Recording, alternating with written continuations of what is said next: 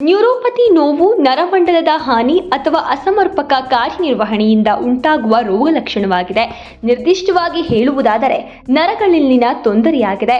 ನೋವು ಮೆದುಳು, ಬೆನ್ನು ಹುರಿ ಅಥವಾ ಬಾಹ್ಯ ನರಗಳಿಂದ ಉಂಟಾಗಬಹುದು. ಇದು ಸ್ವಯಂ ಪ್ರೇರಿತವಾಗಿ ಸಂಭವಿಸಬಹುದು. ಇದು ಶೂಟಿಂಗ್ ರೀತಿಯ ಹಠಾತ್ತನೆ ಬರುವ ನರನೋವು, ಜುಮ್ಮೆನಿಸುವಿಕೆ ಸಂವೇದನೆ ಮತ್ತು ಮರಗಟ್ಟುವಿಕೆಗೆ ಕಾರಣವಾಗುತ್ತದೆ. ಅಥವಾ ಇದು ಶೀತ ಮತ್ತು ಬಾಹ್ಯ ಒತ್ತಡಕ್ಕೆ ಒಡ್ಡಿಕೊಳ್ಳುವುದರಿಂದ ಪ್ರಚೋದಿಸಬಹುದು. ನ್ಯೂರೋಪತಿ ನೋವು ಸಾಮಾನ್ಯವಾಗಿ ನಿದ್ರೆಯ ತೊಂದರೆ ಮತ್ತು ಭಾವನಾತ್ಮಕ ಸಮಸ್ಯೆಗಳನ್ನು ಉಂಟು ಮಾಡಬಹುದು. ವಿವಿಧ ರೀತಿಯ ನ್ಯೂರೋಪತಿ ಮತ್ತು ಅದರ ಲಕ್ಷಣಗಳು. ಮಧುಮೇಹಿಗಳಲ್ಲಿ ನರರೋಗ. ಇದು ಮಧುಮೇಹ ಹೊಂದಿರುವ ವ್ಯಕ್ತಿಗಳು ಅನುಭವಿಸುವ ಸಾಮಾನ್ಯ ತೊಡಕು. ಈ ವ್ಯಕ್ತಿಗಳು ಸುಡುವ ಸಂವೇದನೆ, ನೋವು, ಜುಮ್ಮೆನಿಸುವಿಕೆ ಸಂವೇದನೆ ಮತ್ತು ಮರಗಟ್ಟುವಿಕೆ ಅನುಭವಿಸುತ್ತಾರೆ. ವಿಶೇಷವಾಗಿ ಅವರ ಕೈ ಮತ್ತು ಕಾಲುಗಳಲ್ಲಿ. ನೋವು ಮತ್ತು ಜುಮ್ಮೆನಿಸುವಿಕೆ ಸಂವೇದನೆಗಳು ವಾತದೋಷದ ಒಳಗೊಳ್ಳುವಿಕೆಯನ್ನು ಸೂಚಿಸುತ್ತದೆ, ಆದರೆ ಸುಡುವ ಸಂವೇದನೆಯು ಪಿತ್ತದೋಷದ ಒಳಗೊಳ್ಳುವಿಕೆಯನ್ನು ಸೂಚಿಸುತ್ತದೆ. ಮಧುಮೇಹ ನರರೋಗವು ಶೀತ, ಶಾಖ ಮತ್ತು ಕಂಪನದಂತಹ ಸಂವೇದನೆಗಳ ಕಡಿಮೆ ಗ್ರಹಿಕೆಗೆ ಕಾರಣವಾಗುತ್ತದೆ. ಸಿಯಾಟಿಕಾ. ಇದು ಸಿಯಾಟಿಕ್ ನರದಿಂದ ಉಂಟಾಗುವ ನರರೋಗ ನೋವು. ಸಿಯಾಟಿಕಾ ನೋವು ಸೌಮ್ಯದಿಂದ ತೀವ್ರವಾಗಿರಬಹುದು ಮತ್ತು ಇದು ಸಿಯಾಟಿಕ್ ನರದ ಉದ್ದಕ್ಕೂ ಪೃಷ್ಠದಿಂದ ತೊಡೆಗಳಿಗೆ ಮತ್ತು ಕೆಳಕ್ಕೆ ಚಲಿಸುತ್ತದೆ. ಕೆಲವೊಮ್ಮೆ ಈ ನರರೋಗ ನೋವು ಪಾದದವರೆಗೂ ವಿಸ್ತರಿಸುತ್ತದೆ. ಆಯುರ್ವೇದದ ಪ್ರಕಾರ ಸಿಯಾಟಿಕವು 1 ಅಥವಾ 2 ಅಂಗಗಳಲ್ಲಿ ಚುಚ್ಚುವ ನೋವು, ಟಿವಿ, ಜುಮ್ಮೆನಿಸುವಿಕೆ ಸಂವೇದನೆಗಳನ್ನು ಉಂಟು ಮಾಡಬಹುದು ಮತ್ತು ಇದು ಮುಖ್ಯವಾಗಿ ಕರುಸ್ನಾಯುಗಳು, ಮೊಣಕಾಲು ಕೀಳು, ಕೆಳಬೆನ್ನು ಮತ್ತು ಮೇಲಿನ ಬೆನ್ನಿನ ಮೇಲೆ ಪರಿಣಾಮ ಬೀರುತ್ತದೆ. ಕೇವಲ ವಾತ ಅಥವಾ ಕಫ ಮತ್ತು ವಾತ ಒಟ್ಟಿಗೆ ವಿಟಿಯೇಷನ್ ಮಾಡುವುದರಿಂದ ಸಿಯಾಟಿಕಾ ಉಂಟಾಗಬಹುದು. ವಾತದ ಜೊತೆಗೆ ಕಫದ ವಿಟಿಯೇಷನ್, ಅರೆನಿದ್ರಾವಸ್ಥೆ, ಭಾರ ಮತ್ತು ರುಚಿಯ ನಷ್ಟದಂತಹ ಹೆಚ್ಚುವರಿ ಲಕ್ಷಣಗಳಿಗೆ ಕಾರಣವಾಗುತ್ತದೆ. ಅನಂತವಾತ. ಈ ಸ್ಥಿತಿಯು ಟ್ರೈಜೆಮಿನಲ್ ನರಗಳ ಮೇಲೆ ಪರಿಣಾಮ ಬೀರುತ್ತದೆ. ಟ್ರೈಜೆಮಿನಲ್ ನರವು ಮುಖ್ಯದ ಚರ್ಮ ಮತ್ತು ತಲೆಯ ಮುಂಭಾಗದ ಅರ್ಧವನ್ನು ಪೂರೈಸುತ್ತದೆ. ಟ್ರೈಜೆಮಿನಲ್ ನರಶೂಲೆಯು ಕಫದ ಜೊತೆಗೆ ವಾತವನ್ನು ಮಾತ್ರ ಅಥವಾ ಕಫವನ್ನು ಪ್ರಧಾನ ದೋಷವಾಗಿ ಒಳಗೊಂಡಿರುತ್ತದೆ.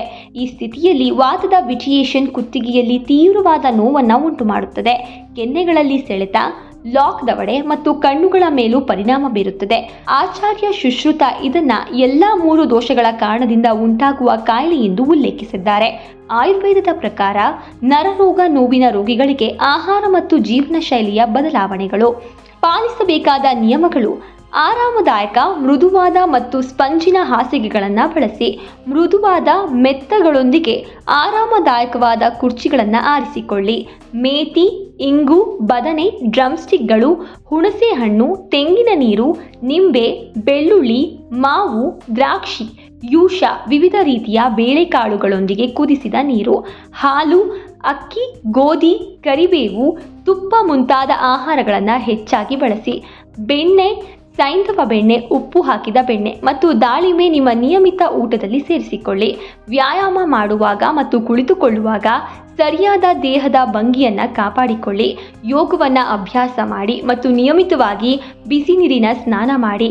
ಮಾಡಬಾರದ ವಿಚಾರಗಳು: ಹಸಿವು, ಬಾಯಾರಿಕೆ ಮತ್ತು ಮೂತ್ರ ವಿಸರ್ಜನೆ ಮುಂತಾದ ನೈಸರ್ಗಿಕ ಪ್ರಚೋದನೆಗಳನ್ನು ನಿಗ್ರಹಿಸಬೇಡಿ. ವಾತವನ್ನು ಹೆಚ್ಚಿಸುವ ಆಹಾರಗಳನ್ನು ಸೇವಿಸಬೇಡಿ. ಉದಾಹರಣೆಗೆ ಬಿಸ್ಕತ್ತುಗಳು, ಹಳಸಿದ ಆಹಾರ, ತಂಪು ಆಹಾರ, ಬೇಳೆಕಾಳುಗಳು, ತಂಪು ಪಾನೀಯಗಳು ಮತ್ತು ಬಟಾಣಿಗಳು. ತಂಪಾದ ವಾತಾವರಣಕ್ಕೆ ನಿಮ್ಮನ್ನು ಒಡ್ಡಿಕೊಳ್ಳಬೇಡಿ. ಅತಿಯಾದ ದೈಹಿಕ ಚಟುವಟಿಕೆಗಳನ್ನು ತಪ್ಪಿಸಿ.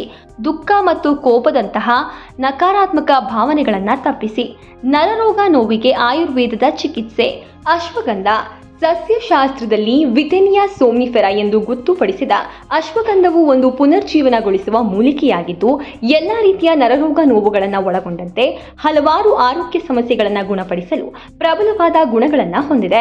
ಅಶ್ವಗಂಧವನ್ನು ಸೇವಿಸುವುದರಿಂದ ನರಗಳಿಗೆ ರಕ್ತದ ಹರಿವು ಗಮನಾರ್ಹವಾಗಿ ಸುಧಾರಿಸುತ್ತದೆ, ಒತ್ತಡಕ್ಕೊಳಗಾಗದ ಸ್ನಾಯುಗಳನ್ನು ಸಡಿಲಗೊಳಿಸುತ್ತದೆ, ಆಯಾಸವನ್ನು ನಿವಾರಿಸಲು ಸಹಾಯ ಮಾಡುತ್ತದೆ ಮತ್ತು ರೋಗಿಯಲ್ಲಿ ತ್ರಾಣವನ್ನು ಸುಧಾರಿಸುತ್ತದೆ. Couch peach. ನರರೋಗದ ನೋವಿನ ಸ್ಥಿತಿಯಲ್ಲಿ ಡೋಪಮೈನ್ ಉತ್ಪಾದಿಸುವ ನರಕೋಶಗಳ ಸಂಖ್ಯೆಯಲ್ಲಿ ಇಳಿಕೆ ಕಂಡುಬರುತ್ತದೆ. ಮೆದುಳಿನಲ್ಲಿ ಡೋಪಮೈನ್ ಮಟ್ಟದಲ್ಲಿನ ಕುಸಿತವು ನಡುಕ, ಚಲನೆಯಲ್ಲಿ ಟಿವಿ ಮತ್ತು ಅಸಮತೋಲನದಂತಹ ನರರೋಗ ನೋವಿನ ಲಕ್ಷಣಗಳಿಗೆ ಕಾರಣವಾಗುತ್ತದೆ. ಕೌಂಚ್ ಬೀಜ ಉತ್ಕರ್ಷಣ ನಿರೋಧಕ ಮತ್ತು ನ್ಯೂರೋಪ್ರೊಟೆಕ್ಟಿವ್ ಪರಿಣಾಮಗಳನ್ನು ಹೊಂದಿದೆ. ಈ ಬೀಜಗಳು ಎಲ್ ಜೋಪಾವನ್ನ ಹೊಂದಿರುತ್ತದೆ. ಇದು ಡೋಪಮೈನ್ ಆಗಿ ಪರಿವರ್ತನೆಗೊಳ್ಳುತ್ತದೆ ಮತ್ತು ಮೆದುಳಿನಲ್ಲಿ ಅದರ ಮಟ್ಟವನ್ನು ಪುನಃಸ್ಥಾಪಿಸುತ್ತದೆ. ಪರಿಣಾಮವಾಗಿ ಇದು ನರರೋಗದ ಲಕ್ಷಣಗಳನ್ನು ನಿರ್ವಹಿಸಲು ಸಹಾಯ ಮಾಡುತ್ತದೆ.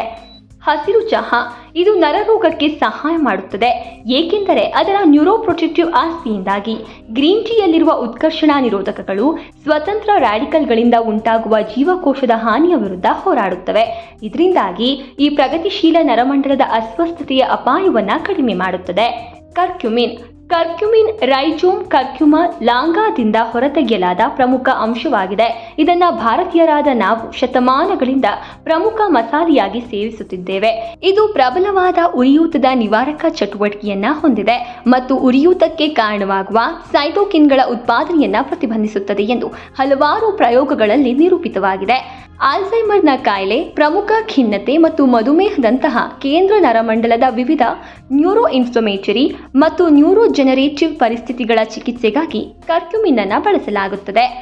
ಇಲ್ಲಿ ಉಲ್ಲೇಖಿಸಲಾದ ಈ ಎಲ್ಲಾ ಗಿಡಮೂಲಿಕೆಗಳಲ್ಲದೆ ಇನ್ನೂ ಹಲವಾರು ಗಿಡಮೂಲಿಕೆಗಳಿದ್ದು, ಇವೆಲ್ಲವೂ ನರರೋಗ ಸಮಸ್ಯೆಗಳನ್ನು ಗುಣಪಡಿಸಲು ತಮ್ಮದೇ ಆದ ಗುಣಲಕ್ಷಣಗಳನ್ನು ಹೊಂದಿವೆ ಮತ್ತು ಇವೆಲ್ಲವೂ ನಮ್ಮ ಆಯುರ್ವೇದದ ಅಡ್ವಾನ್ಸ್ ನ್ಯೂರೋಪಥಿಕ್ ಪೇನ್ ರಿಲೀಫ್ ಕ್ಯಾಪ್ಸೂಲ್ಗಳಲ್ಲಿವೆ. ಈ ಕ್ಯಾಪ್ಸೂಲ್ಗಳು ನರರೋಗವನ್ನು ಗುಣಪಡಿಸಲು ಸಿನರ್ಜಿಸ್ಟಿಕ್ ಪರಿಣಾಮವನ್ನು ನೀಡುತ್ತದೆ. ಎಲ್ಲ ರೀತಿಯ ನರರೋಗದ ನೋವನ್ನು ಶಾಶ್ವತವಾಗಿ ನಿವಾರಣೆ ಮಾಡುತ್ತದೆ ಮತ್ತು ಎಲ್ಲ ಗಿಡಮೂಲಿಕೆಗಳು 100% ನೈಸರ್ಗಿಕ ಮತ್ತು ಶೂನ್ಯ ಅಡ್ಡ ಪರಿಣಾಮಗಳನ್ನು ಹೊಂದಿವೆ. ನಿಮ್ಮ ನಿಯಮಿತ ಇತರ ಔಷಧದೊಂದಿಗೆ ನೀವು ಆಯುರ್ವೇದದ ಅಡ್ವಾನ್ಸ್ ನ್ಯೂರೋಪಥಿಕ್ ಪೇನ್ ರಿಲೀಫ್ ಕ್ಯಾಪ್ಸೂಲ್ಗಳನ್ನು ಬಳಸಬಹುದು. ಇದು ತುಂಬಾ ಸುರಕ್ಷಿತ ಮತ್ತು ಪರಿಣಾಮಕಾರಿಯಾಗಿದೆ. ಆರೋಗ್ಯವಂತ ವ್ಯಕ್ತಿಗಳು ಸಹ ಮುನ್ನೆಚ್ಚರಿಕೆಗಾಗಿ ತೆಗೆದುಕೊಳ್ಳಬಹುದು, ಅಷ್ಟು ಸುರಕ್ಷಿತವಾಗಿದೆ. ದಯವಿಟ್ಟು ಈ ಉಪಯುಕ್ತ ಮಾಹಿತಿಯನ್ನ ನಿಮ್ಮ ಸ್ನೇಹಿತರಿಗೆ ಹಂಚಿಕೊಳ್ಳಿ. ನಿಮ್ಮ ಒಂದು ಶೇರ್ ಇದರ ಅಗತ್ಯವಿರುವವರಿಗೆ ಸಹಾಯ ಮಾಡುತ್ತದೆ. ಇತರ ನಿಮ್ಮ ಹತ್ತಿರದ ಶಾಖೆಗಳಿಗೆ ಭೇಟಿ ಮಾಡಲು ಡಿಸ್ಕ್ರಿಪ್ಷನ್ನಲ್ಲಿ ಫೋನ್ ನಂಬರ್ಗಳಿದ್ದು ಅಪಾಯಿಂಟ್ಮೆಂಟ್ ತೆಗೆದುಕೊಳ್ಳಲು ಕಾಲ್ ಮಾಡಿ. ನೇರ ಭೇಟಿ ಮಾಡಲು ಹಾಗೂ ಸಂಪೂರ್ಣ ಆರೋಗ್ಯವನ್ನ ಪಡೆಯಿರಿ. ಆರೋಗ್ಯವಂತ ಸಮಾಜ ನಿರ್ಮಾಣವೇ ನಮ್ಮ ಧ್ಯೇಯ. ಓಂ ನಮೋ ಧನ್ವಂತರಿಯೇ ನಮಃ. ಎಲ್ಲರಿಗೂ ಒಳ್ಳೆಯದಾಗಲಿ. ಧನ್ಯವಾದಗಳು.